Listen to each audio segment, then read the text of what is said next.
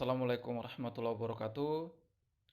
Pada kesempatan ini kita akan coba meng-highlight materi yang telah kita pelajari, terkhusus persamaan-persamaannya, yakni pada gerak rotasi ya, atau kalau kita tinjau sesuatu partikel atau benda titik mengalami gerak melingkar. Kita akan bandingkan dengan gerak lurus ya. Jadi kita akan bandingkan persamaan-persamaan pada gerak lurus dan pasangannya ya pada gerak rotasi, atau kalau kita tinjau partikel atau benda titik gerak melingkar ya. Oke.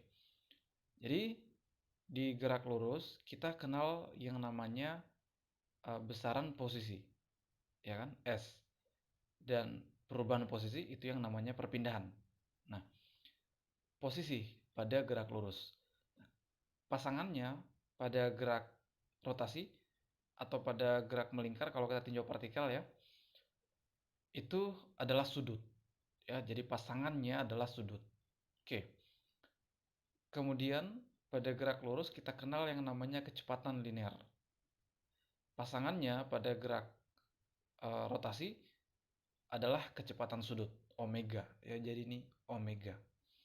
Oke. Kemudian di gerak lurus kita kenal yang namanya percepatan linear, yaitu perubahan kecepatan tiap waktu ya kan, dv per dt. Nah, di gerak rotasi ya, pasangannya adalah percepatan sudut ya. Nah, berarti persamaannya sama ya, yaitu perubahan kecepatan sudut tiap waktu, jadi d omega per dt. Kalau ini a, dv per dt. Kalau alfa, percepatan sudut adalah d omega per dt. Jadi itu pasangannya ya. Kemudian di gerak lurus ya, kita kenal yang namanya massa. Nah, pasangannya di gerak rotasi adalah momen inersia I ya.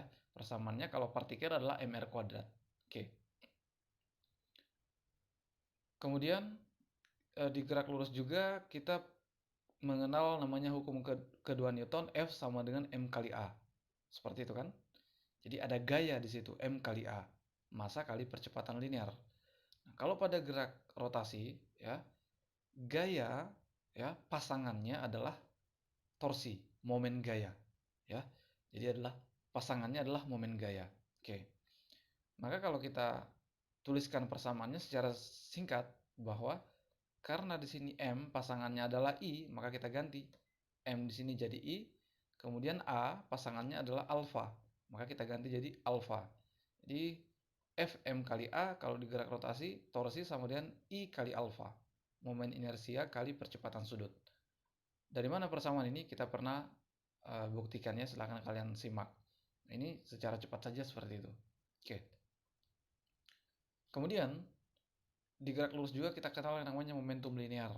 P sama dengan M kali V, massa kali kecepatan linear ya. Nah, di gerak rotasi ya, atau di gerak melingkar ya, kalau kita tinjau partikel, pasangannya adalah momentum sudut L ya, momentum sudut L. Maka persamaannya ya, ini M kan pasangannya adalah I, V pasangannya adalah omega, jadi seperti ini ya. Kemudian di gerak lurus kita kenal namanya energi kinetik, 1/2 mv kuadrat. Itu kan energi kinetik translasi ya, 1/2 mv kuadrat. Nah, di gerak rotasi ya, pasangannya adalah energi kinetik rotasi ya. Jadi kalau di sini energi kinetik translasi, pasangannya energi kinetik rotasi, yaitu 1/2 ya. Karena M itu pasangannya I, V pasangannya omega, jadi kuadrat. Seperti itu, ini persamaannya. Kemudian kita kenal juga F sama dengan dP per dt, persamaan umum dari gaya. Nah, kalau di gerak rotasi ya, pasangannya adalah torsi. Tadi kan gaya kan pasangannya torsi ya, sama dengan D, ini momentum linear, maka di sini momentum sudut. Ya, jadi ini pasangannya ya, besaran pada gerak lurus dan pada gerak rotasi atau pada gerak melingkar. Memahami pasangan ini sangat penting supaya nanti kita bisa dengan mudah mengingat rumus-rumus yang ada pada gerak rotasi. Sekali lagi, ini sebenarnya hanya meng-highlight materi-materi yang sebelumnya. Silahkan kalian simak, kita sudah membahas khusus materi momen inersia, materi gaya, materi momentum sudut, materi momen gaya, materi momentum sudut. Kita pernah bahas secara khusus. Ini hanya sekedar rangkuman saja ya, seperti itu. Jadi ini sekali lagi ini pasangannya ya. Jadi di sini pasangannya ini, di sini pasangannya di sini ya. Di gerak lurus itu besarannya apa? Kemudian di gerak rotasi besarannya apa? Itu pasangannya ya maksudnya. Oke. Gerak lurus dan gerak rotasi ya. Besaran-besaran pada gerak lurus dan gerak rotasi itu dihubungkan dari setidaknya ada 3 persamaan yang menghubungkan itu. Yaitu V ya, kecepatan linear sama dengan omega kali R. Ini juga kita pernah buktikan. Kemudian torsi R kali F ya. Kemudian momentum sudut R kali P ya. Ini yang menghubungkan kedua gerak ini.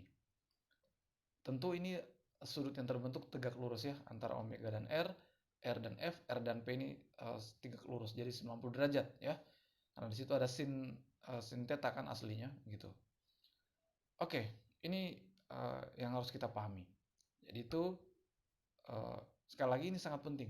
Jadi sangat penting memahami besaran apa di gerak lurus, kemudian pasangannya apa kalau digerak melingkar atau gerak rotasi, supaya kita bisa mudah mengingat persamaan-persamaan yang terkait dengan itu ya. Oke, mungkin cukup sekian. Silahkan kalian simak materi-materi konsep dasarnya yang telah kita bahas sebelumnya ya, termasuk pembuktian-pembuktian persamaan ini dari mana. Oke, berikutnya kita akan membahas contoh soal ya terkait dengan momentum sudut ya yang kita sudah pelajari.